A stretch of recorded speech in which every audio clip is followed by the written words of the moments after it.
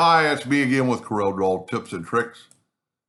Somebody's trying to do this in CorelDraw.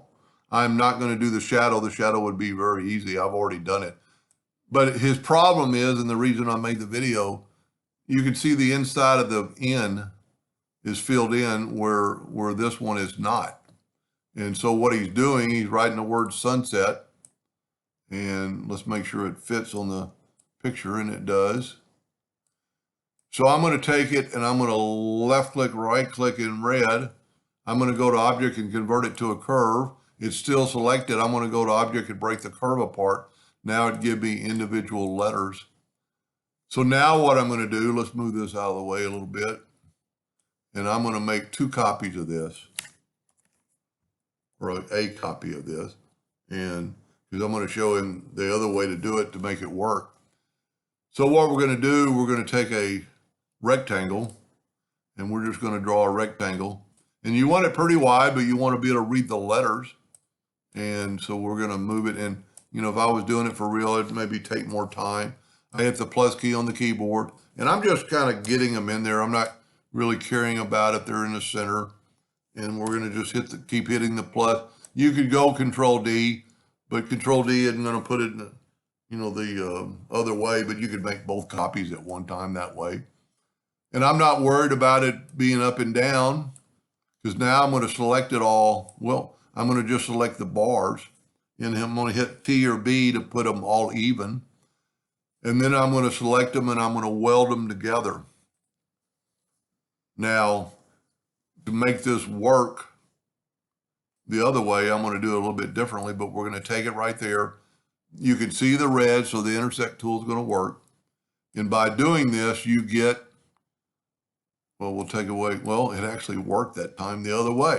I'm going to take away the outline. Now, one thing I did not do is you'd want to stagger. So what happened on the way he's doing it, let me just back up here and get that.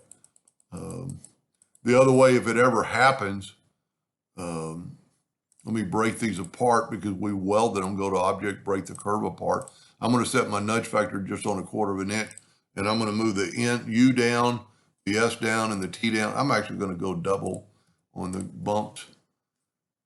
And so if that ever happened again, what you could do is you could do them individually, but let's see if it works this time.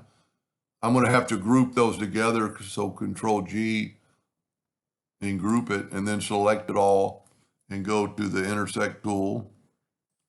And by doing that, you get that, but we get this, and it worked. But see, this time it didn't. This time and this is why I'm going to make the video.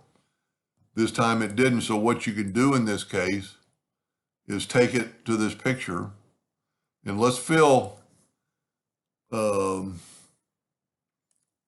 know what? We could just fill them all in with a color, and then that'll make it easier. I'm just going to use blue right now. And what that's doing is making a new object. I should have actually, let me change my nudge factor to like 5 inches and move these down. And what this did, it made a new object, and it shouldn't really matter. I'm going to get rid of that. I'm going to take these. I'm going to group them together. Control G. And then I'm going to put this in the picture. Might be easier to do it this way. You can kind of see what you're doing. You don't want to do that. I'm going to select it all now. Select everything and go to the intersect tool. And by doing that now, the N is got that space.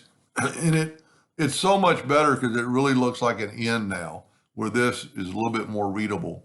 Now, one reason I like the intersect tool over the,